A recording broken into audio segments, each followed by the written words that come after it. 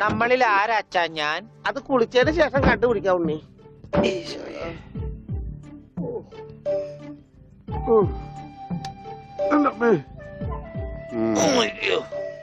ഷർട്ടയില് മുട്ടല്ലേ?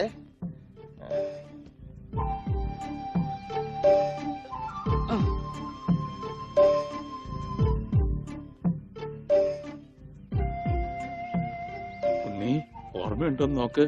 ഇതാ നമ്മുടെ വീട്. ഇത് പൊളിക്കാൻ കുറെ സമയം എടുക്കും. എന്റെ ഈശോയെ.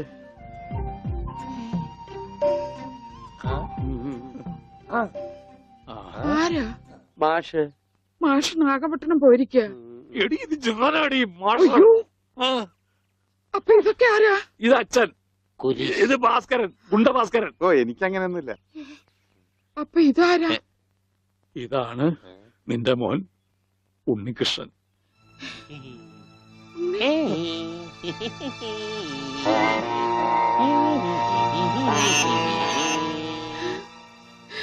എന്റെ മോനെ.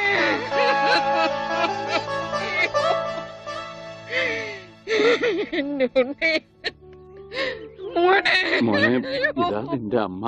അമ്മ അയ്യോ അയ്യോ എന്താ ഇത്? ദേവകമ്മേ, ഉണ്ണിക്ക് ലേശം സുഖമില്ലായ്മ ഉണ്ട്.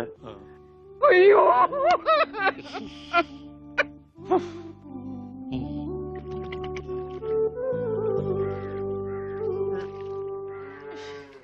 മതി. അയ്യേ എന്താ ഉണ്ണിയത്?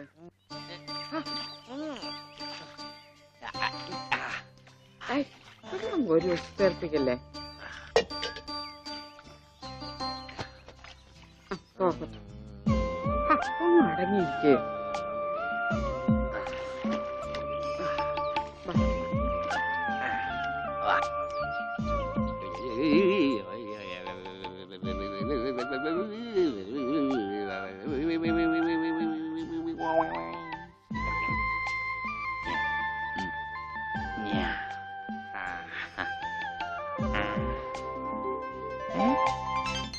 അമ്മേ, ഞാൻ പെണ്ണായി. ഇതില് കണ്ട നോക്കി. എന്താ മോനെ ഇത്? ഇതാരാ വന്നിരിക്കുന്ന നോക്കിയേ. ആരാ?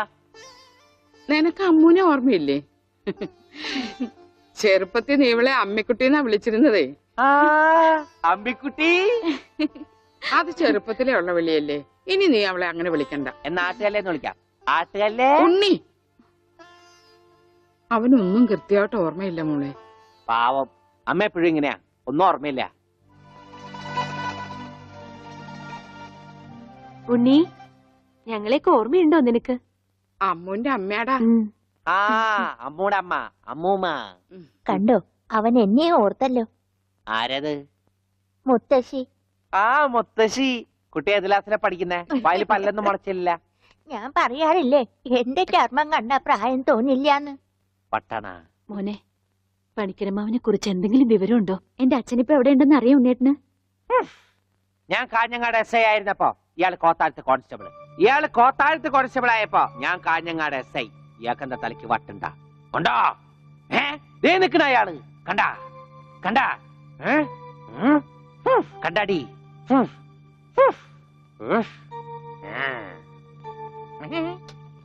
കുറച്ച് കഴിഞ്ഞപ്പോഴല്ലേ കാര്യം പിടികിട്ടിയത്.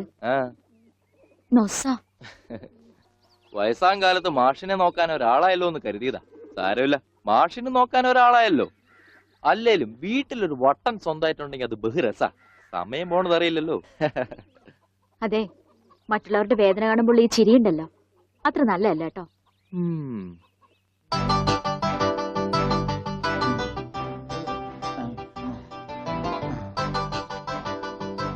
എങ്ങനെയുണ്ടാ ഞാൻ പാന്റ് എടുത്തിട്ട്? ഓ കൊള്ളാശാനെ. ഈ ബുദ്ധി കല്യാണത്തിന് തോന്നില്ലല്ലോ ഭഗവാനെ. അന്ന് പാന്റ് ഇട്ടിരുന്നെങ്കിൽ ഫസ്റ്റ് നൈറ്റ് മുമ്പ് സസ്പെൻസ് പൊളിവില്ലായിരുന്നു. ഓ ഫസ്റ്റ് നൈറ്റിന് എന്ത് പറ്റി? അത് ഞാനൊരു ഇരട്ട വരയിട്ട ബുക്കിൽ എഴുതി തരാം. സൗകര്യം പോലെ ഇരുന്ന് വായിച്ചോ. തുന്നടാ, സസ്പെൻസ് അറിയാൻ നടക്കും.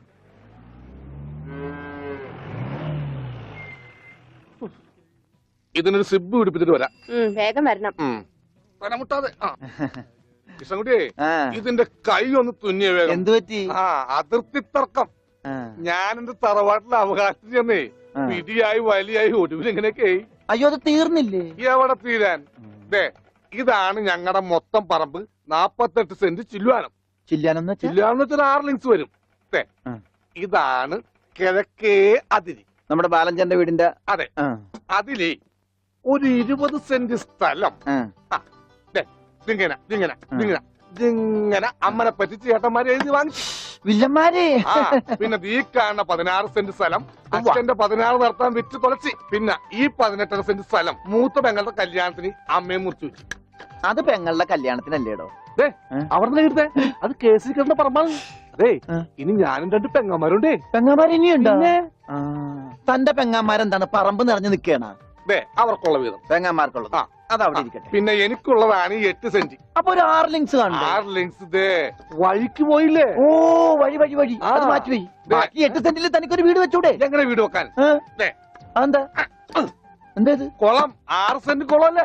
അയ്യോ കുളമാണെങ്കിൽ പിന്നെ അവിടെ എങ്ങനെയാ വീട് വെക്കുന്നത്? കുളത്തിൽ എങ്ങനെ വീട് വെക്കുന്നു ഞാൻ ചോദിച്ചതിനെ ചേട്ടന്മാരുടെ തല്ലി ആവശ്യത്തേക്ക്. 5 സെന്റ് ഇത് വഴി ഇത് ചില്ലുവാനും അതൊക്കെ വീട്. എന്റെ അളിയൻ വന്നെന്ന് കേട്ട് അതാ ഞാൻ ധൃതി പിടിച്ചിട്ട് പോന്നത്. നീ കണ്ട കൃഷ്ണൻകുട്ടി? എങ്ങനെ വില ഗതിയും പിടിച്ചാണ് വന്നേക്കണത്? പിന്നെ വലിയ നിലയിലല്ലേ?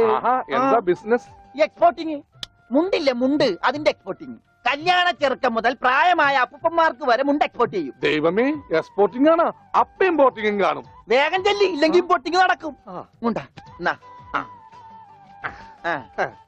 അപ്പ ശരി എന്നാല് വനജേ വണ്ടി വിട്ടേ. ഒരാളെ ഒരു അപകടത്തിലേക്ക് പറഞ്ഞു വിടുമ്പോ എന്തൊരു മനസമാധാനം എന്നറിയാമോ? ഈ അതിർത്തി തർക്കം വന്നാലുള്ള കുഴപ്പമിതാ. ഈ കുളത്തിൽ എങ്ങനെ അവൻ വീട് വെക്കണത്? ദൈവമേ, പോലീസുകാരന്റെ തുണിയിലാണോ വീതം വെച്ച് കളിച്ചത്? ഓമനക്കുട്ടാ. ഇറങ്ങി ഉണ്ണിക്കുട്ടാ, അളിയാ മോനെ ഉണ്ണിക്കുട്ടാ, എക്സ്പോർട്ട് അളിയാ. എന്റെ ചേച്ചി വന്നടാ. അളിയോ താനാരാ? അളിയൻ. അളിയോ താനാരാ വിളിക്കണേ? അളിയനെ. അളിയോ അപ്പൊ താൻ തന്നെ തന്നെയാണ് അളിയാന്ന് അകത്തേക്ക് നോക്കി വിളിക്കണത്. നീ ആരാ? ഇതാ നമ്മുടെ ഉണ്ണി. അളിയാ, ഇതായിരുന്നു എന്റെ അളിയൻ. എന്റെ പൊന്നളിയാ, കണ്ണിൽ അന്വേഷിച്ച് കാത്തിരിക്കായിരുന്നു അളിയാ. തിരിയിട്ട് കത്തിക്കാരില്ലടാ. ഈ അളിയന്റെ ഒരു തമാശ. അളിയാ, നമുക്ക് ഒരുപാട് കാര്യങ്ങൾ സംസാരിക്കാനുണ്ട്. കാഷിനെ പറ്റിയുള്ള ടോക്ക്, കാഷ്വൽ ടോക്ക്. ആഹാ, ഇത് എനിക്കും കൂടി അവകാശപ്പെട്ടതാണ്. എന്റെ അളിയൻ, എന്റെ സ്വന്തം അളിയൻ. ബാലിയ, നമുക്ക് അകത്ത് പോയി സംസാരിക്കാം. അല്ലെങ്കിൽ വേണ്ട, ഇവിടെ നിന്ന് സംസാരിച്ച് ശരിയാവില്ല. നമുക്ക് പുറത്തു പോയി സംസാരിക്കാം. ഇവിടെ ഒന്ന് ചുറ്റിക്കറങ്ങാം. പോരെ? അപ്പൊ എന്നെ ചുറ്റിക്കാൻ കൊണ്ടുപോവാണ്. ഈ അളിയന്റെ ഒരു തമാശ. ഓ അളിയൻ. വേണ്ട ചുറ്റിക്കൊന്നും വേണ്ട. അതൊക്കെ വേണം. ആളിയോടെ നിക്ക്. ഞാൻ ഈ പാന്റ് മാറ്റിയിട്ട് ഒരു മുണ്ടെടുത്തോണ്ട് ഇപ്പൊ വരാം. വേണ്ട, മുണ്ടെടുക്കണ്ട. എന്താ ഇത്? എനിക്കൊരു മുണ്ടെടുക്കാനുള്ള അവകാശം പോലെ ഈ വീട്ടിലില്ലേ? ആളിയോട് നിക്ക്, ഞാനിപ്പോ വരാം. വനജേ, ഒരു മുണ്ടെടുക്കൂ. ഓമനക്കുട്ടാ വേണ്ട, ഇവിടുത്തെ സാഹചര്യം നിനക്ക് അറിയാൻ വയ്യാത്തോട്ടാ. അച്ഛാ, ആരാ പോയ കരിമ്പൂതം? അത് നിന്റെ ചേച്ചിയുടെ ഭർത്താവാ, വനജയുടെ. ആരാ ഈ വനജ? എന്നാലും എന്റെ മോനെ നീ മഞ്ചേച്ചിയുടെ പേര് പോലും മറന്നു പോയല്ലോടാ. നീ വല്ലാതെ ക്ഷീണിച്ചു പോയി. അത് നീ തടിച്ചതുകൊണ്ട് തോന്നണതാ. ഇവിടുത്തെ അമ്മയുടെ ഭക്ഷണം ഒന്നും നിനക്ക് പിടിക്കണ്ടാവില്ല. അതുകൊണ്ട് വഞ്ചേച്ചിയുടെ അടുത്തേക്ക് പോന്നോളൂ. പിന്നെ നിന്റെ മുണ്ട് എക്സ്പോർട്ടിന്റെ ബിസിനസിന് ഇവിടത്തെക്കാളും നല്ലത് അവിടെയാ. അതുകൊണ്ട് മോനങ്ങോട്ട് പോന്നോളൂ. അളിയാ, ഞാൻ റെഡി. നമുക്ക് പോവാം. ഓമനക്കുട്ടാ, നീ ഇത് എന്ത് ഭാവിച്ച? ഞങ്ങൾ അളിയനും ഒന്ന് കറങ്ങാൻ പോകുന്നു. തൽക്കാലം മാത്രം മനസ്സിലാക്കാൻ മതി. അളിയാ, നമുക്ക് ഇറങ്ങാം. ഈ കറങ്ങലല്ല, നമുക്ക് അവിടെയൊക്കെ പോയി ചുറ്റിക്കറങ്ങണ്ടേ?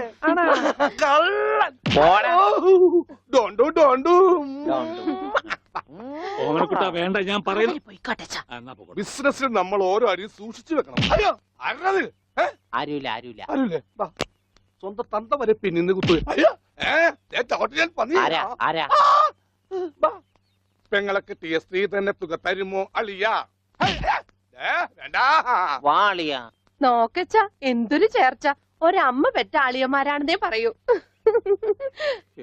ഈശ്വര.